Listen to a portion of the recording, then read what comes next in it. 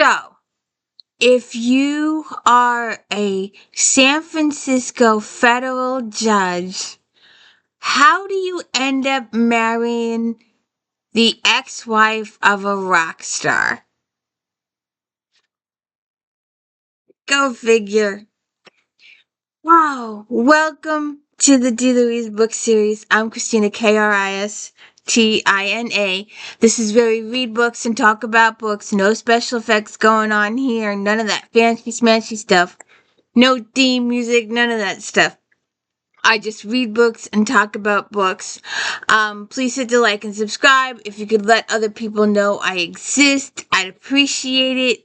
I've done over 1,000 videos. No one even knows I exist. What can I do? My thumbnails are horrible. I'm not creative.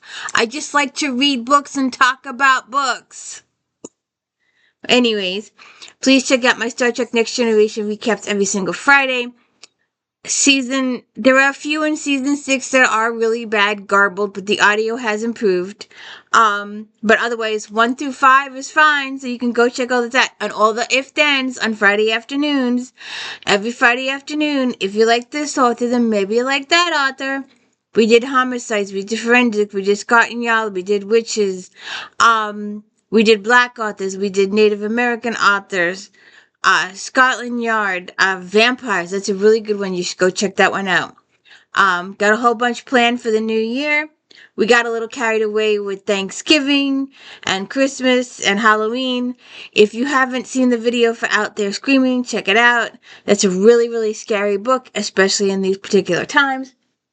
Also, if you haven't seen it yet, and if you're looking for a new author or a new book to read, check out Flashback Monday, where we talk about all the books in this magazine every week. The magazine started in the 80s, but I only discovered it in the 2000s. So we're doing 2007 through 2016 when the magazine went out of existence. So we talk about Regencies, mysteries, contemporary romances, sci-fi, harlequins, inspirationals, the whole 9 yards. But anyways, we do a daily book review. And this is Catherine Coulter's The Target. It is book 3. We call it the FBI series, or the Sherlock and Savick series. We are getting a few more of our core characters. These characters from this book will be reoccurring in future books. We may not see them for a while, but we will see them again in a few books later on. So, we've got Dylan. Well, Dylan and Sherlock we met Dylan in book 1 in the Cove, but it was James's book, Quinlan's book. Book 2 was totally Savick and Sherlock's book, getting to know them getting acquainted with each other. They are now married, and now they're backup characters or secondary characters for the next several up-teen books. They will have a few of their own books, though, again. So, we have our Judge Ramsey in California, as I said, and there's a couple of cute spots I just want to check in. He's a federal judge in California, and he had an incident happen in the courtroom, so he's looking to escape. The media's been hounding him, the paparazzi's been all over him. So he goes to a cabin in the woods to spend a couple of weeks recuperating, getting his head back on his head. And he finds a little girl out in the woods, not quite frozen, and he takes her into his house and he nurses her back to health. She's been through a traumatic experience and doesn't talk to him. Her mother is going through frantically looking for her and searching for her. And she finally follows clues, and she finally ends up at the cabin. And she thinks Ramsey, our judge, is a bad guy, until Emma finally talks and reveals that no, Ramsey saved her. And so Molly and Emma and Ramsey go on the run. She tells him a little bit later on in the thing who she is, that she is Molly Santana. Her husband, her ex-husband, was Louis Santana, a big rock star. And Emma is the daughter. And in the midst of all this, so they're on the run, and Dylan, we see Dylan briefly in chapter 8. We don't see him till then. And he tells Dylan a little bit of information, asks him to do some stuff for him, and then he'll tell him more later. And we also learned that the detectives handling the missing person case were inadequate and had biases against Molly. And they were, us macho men can do all this. Don't worry your pretty little head about it. And I'm glad Molly took things into her own hands and found Emma on her own. And I'm glad that she was saved by Judge Ramsey. So they go on the run. And we also learned that Emma is a piano player. And she's a very skilled piano player like Sherlock. And that will be important storyline in the future books.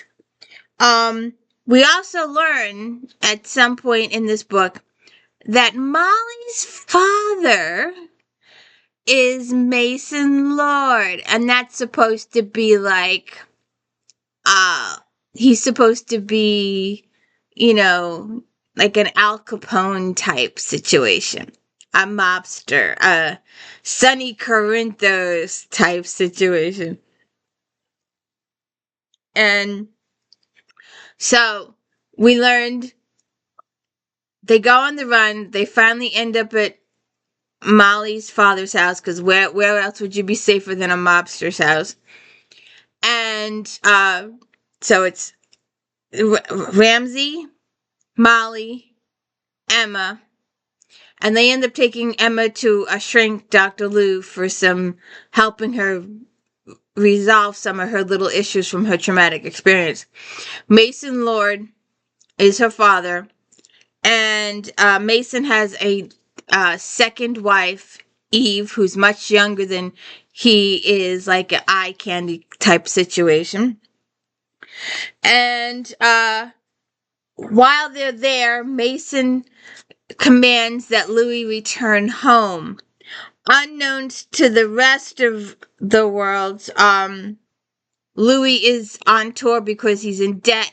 He owes a lot of money to the casino people in Vegas, and apparently one of those casino peoples is Rule Shaker. And apparently Rule Shaker is one of Mason Lord's enemies. So that could be a little situation. But we get a little they were catching up with the bad guys, and the bad guys were pursuing, so they got some information on the bad guys. And be aware that I won't tell you the how this book ends, but I will spoil 90% of the characters, etc. So we have catching up with Dylan, and this is a huge spoiler for those of you who haven't read the books yet. This is a huge spoiler alert, spoiler alert, spoiler alert. Dylan Savick said to Agent Sherlock, who happened to be his wife of 6 months, 2 weeks, and 3 days, "This whole thing just doesn't make any sense." If you've seen my little clip, and I'm going to make another one, do you know who Max is, or what Max is, or who Maxine is, or what Maxine is, or who Maxine is?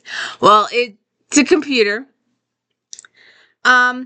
I've tried lots of different approaches with Max, but he can't seem to get a handle on it. Max was Dylan's laptop and parts, or so he called him. Dylan's reputation in the bureau was that he could make a laptop dance, and he did.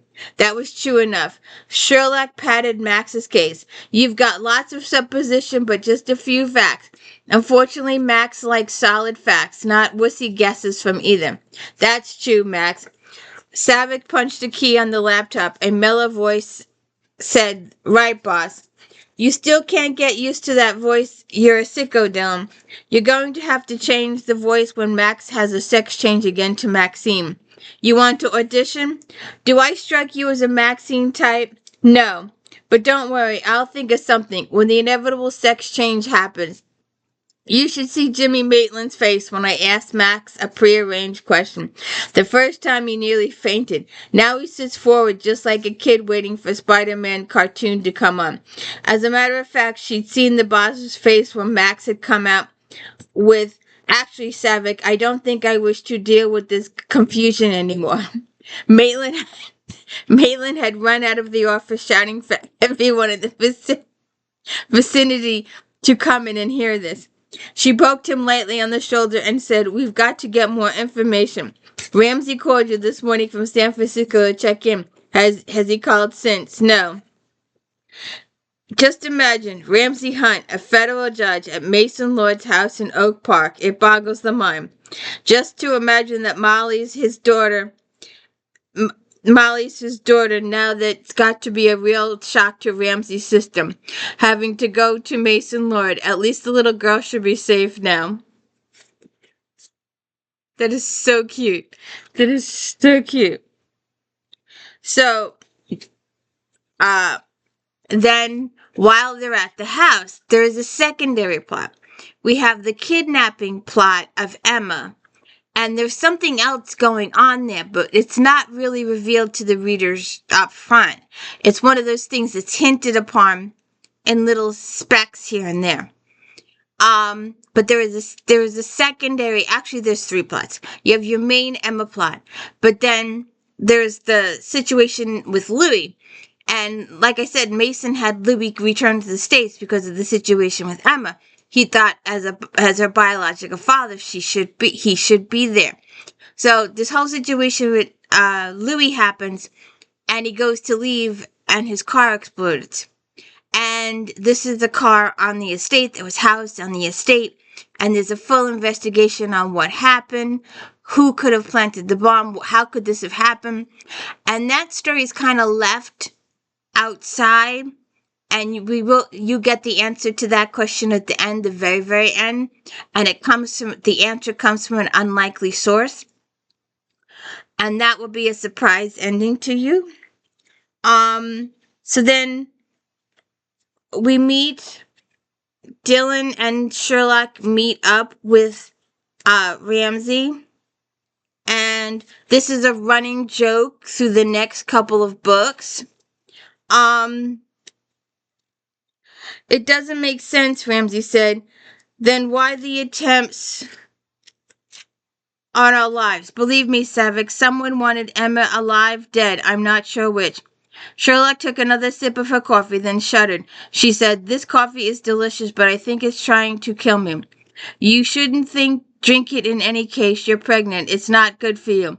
Thanks for announcing it, Sherlock said, grabbed her stomach, and flew through the door. Miles quickly opened for her. Just down the hall on the left, he shouted. Savick shook his head. I forgot. You won't believe this, but she's usually just fine. But when I mention the word pregnant in front of her, she has to leave. Ramsey started to say something, then shook his head.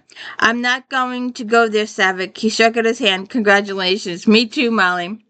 She'll be fine. When she gets back, I'll try harder to watch my mouth. Poor Sherlock. She hates it when she loses control. She married you, Ramsey said. She can't hate losing control all that much. Point that out to her and see what she has to say, Savick says.